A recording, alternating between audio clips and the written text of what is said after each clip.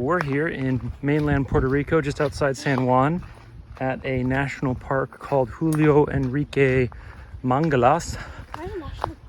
Yes, this is a national park, a Puerto Rican national park. And it's kind of fun. I've never seen this before, but there's little signs along the way with carabiners on them to let you know that this is where the climbing routes are. It tells you that they're pretty friendly to climbers. The approach is only about half a mile, maybe a bit more. And there's 250 climbing routes here. $4 entry fee to park, but it's just super close, right outside the city. So we're gonna get on the rock. Here we are at the first crag. Interesting rocks. Here we are in the first pit, right after the wooden staircase. There's a bunch of routes in here. My boy is currently top roping a 5.9 minus. So this one here is called Born Free. It's a 5.8, then we did a 5.8 plus, then we did a 5.9. Or no, I'm sorry, we did a 8 plus and now we're 9 minus, right? yeah, 9 minus. Yeah, beautiful little place. Can you take me tight, Miss Judy? I certainly can. And there's our good friend, Miss Judy Bland. We're at Survival Beach on the far northwest corner of mainland Puerto Rico now. We're going through this beautiful seaside trail to the climbing area. I love this terrain. Beautiful trees, sandy, hiking. You excited? Yeah. Beautiful. We got 4 routes ticked off yesterday. We're going to a place called the Pit, where we hope to check off another 5 or 6. The grades here have felt a little easy. We did a 5.9 yesterday that felt more like a 5.8. So we're thinking maybe we can hit up some 5.10s. Oh, this would have been a good place for chicken bones. Hermit crab, nice looking shell. Yeah. Hey, look. What I love giant claw. What I love is that they keep their claw out at the front door for defense. Yeah. I think that's hilarious. Survivors Beach. Look at that. This rock is gnarly.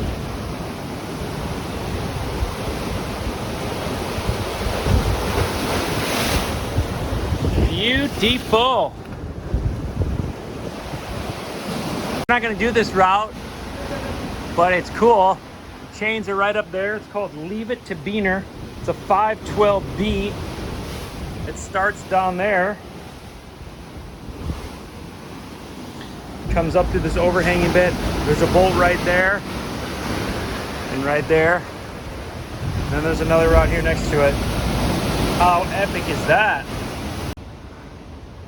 Getting a little cruxy. It starts getting overhung, starts to wear you out.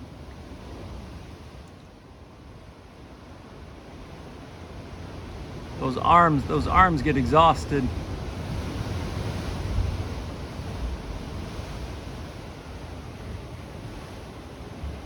They call this area the Pit.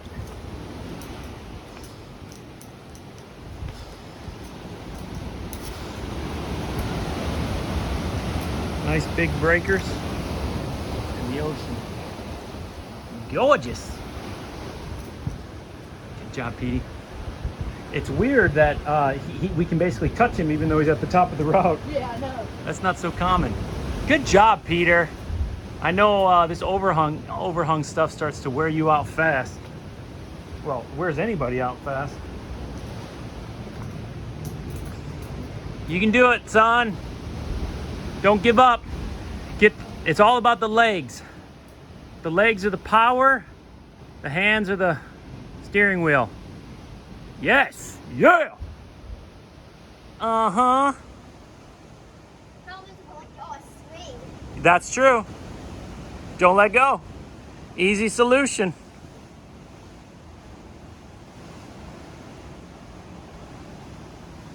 What about that right hand? Can you put your left hand where your right hand is? Yes.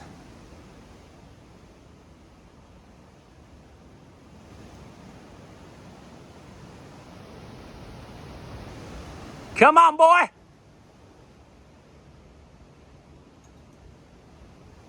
Woo! Good job. Congratulations, Peter. That's a Rojak. Yeah, he's ready.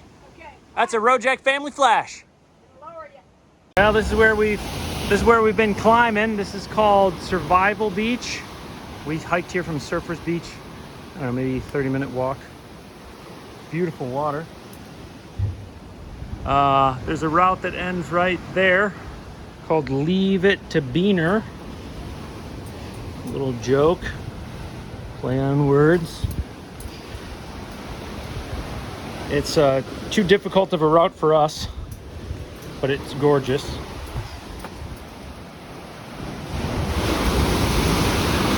Basically starts way down there in the waves when it's low tide, works its way up. And then the route we did do, it's called Fire in the Hole.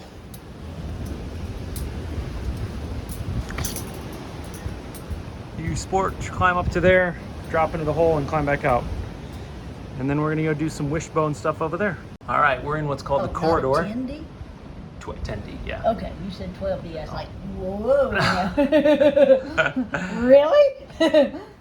All right, we are in what's called the corridor, right around the corner from the pit. I got my routes mixed up. We climbed wishbone. There's basically wishbone left and right. And I thought the left one was the easier one. Oh yeah, I remember. So I thought it was a 5.6. And I climbed it, and the whole time we were kind of saying, that seems harder than a 5.6. Turns out it's a 5.10D.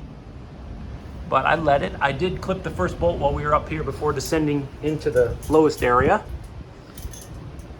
And Peter's making the flash on it now. And our lead belayer, Miss Judy. I can't give you a lot of slack to move left, but it does look like that's the better holes. We are on the approach to the Las Titas.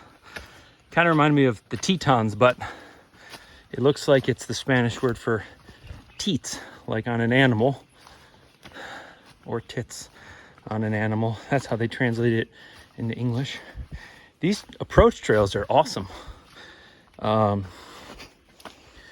Get you into the backcountry a little bit, and really well maintained, well marked. If you're watching this, I would probably recommend buying the $10 downloadable PDF guide. It's quite a bit more detailed than Mountain Project. The guide for this area has 43 pages, and it has really good information about where to park and the code to get into the gate and stuff like that. So, and I guess all sales further the maintenance of the bolts and the trails and everything. So, tired, huh? We're in an area on the west teat. We're gonna do Flake City. What's incredible, check this out. They've actually labeled the ones we do. And there's several 4-pitch climbs here. We're not gonna do multi-pitch today. In fact, we've never done multi-pitch. But we are gonna do Flake City. They call it a 5.7 on Mountain Project, but it's a 5.9 according to the document. And it goes all the way up to there. 80-footer it claims. Let's get to it. Oh, it's breezy and shaded, and we're up in the mountains, so it's cool. And it's Monday morning, so no one else is here. First route called Flake City. Peter's about to get to the top. It's an 80-footer. And it feels even bigger than that because it's on a hill.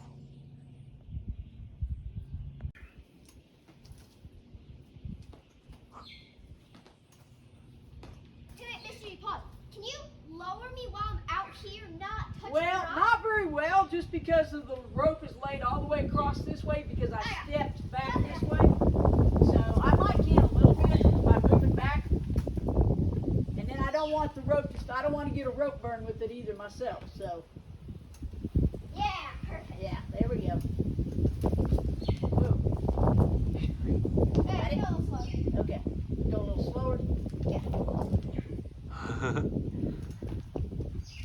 Well done, son. That's your tallest. Well, that was a 5.8 plus 80-footer. In the sun. Sure, so you don't. Good job, buddy. Wait. How was it? Super hot. Super hot? Yeah. Well, maybe we'll get some cloud cover for Miss Judy's run. To the top. So cool. Whoa, that's so cool. Okay, now we're gonna get a photo so we can see you bouncing. We just had the most amazing realization. We just climbed Vertigo, this 35-foot spire, 510A, and rain has come down. Judy had to climb it in basically pouring rain. Well, continuous.